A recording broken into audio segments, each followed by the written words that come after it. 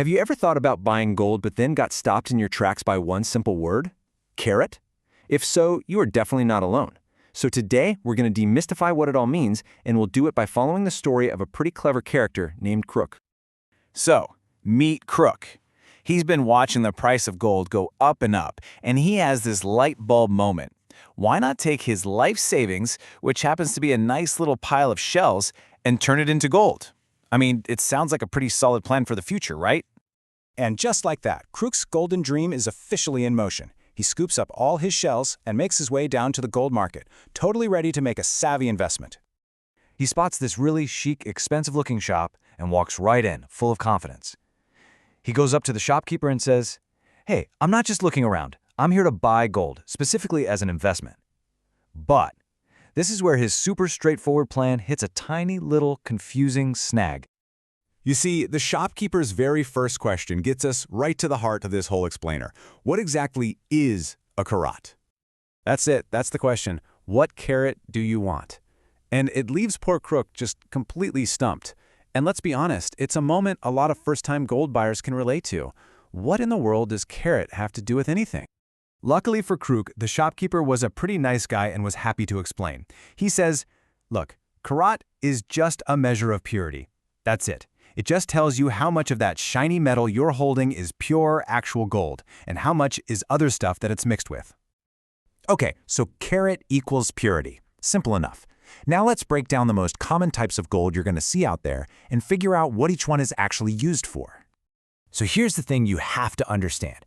Pure gold is incredibly soft. Like, you could probably bend it with your bare hands. Because of that, it's often mixed with other metals, like copper or silver to make it stronger.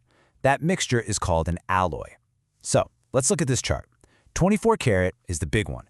It's 99.9% pure gold. Amazing for investment coins and bars, but way too soft for jewelry you'd wear every day. Now drop down to 18 karat. That's 75% gold.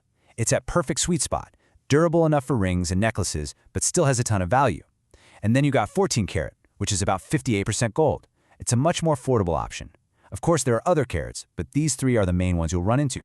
And this chart just lays it out so perfectly, doesn't it? You can literally see the huge jump in gold content from 14K to 18K, and then that massive leap all the way up to nearly 100% with 24K. It's simple. The higher the carat number, the more pure gold you're actually getting for your money.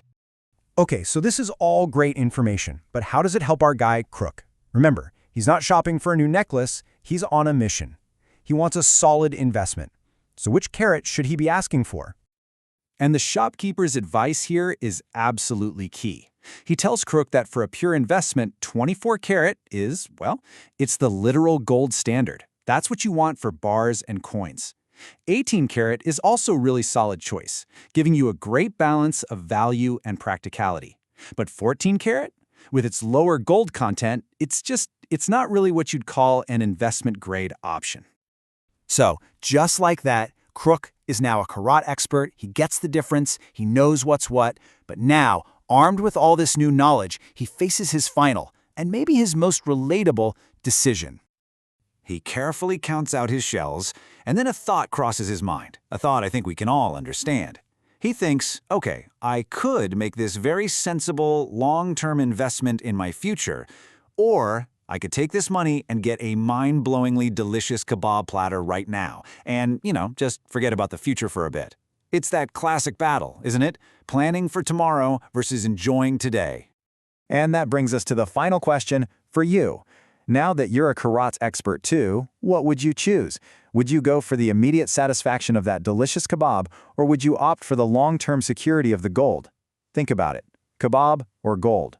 What's your call?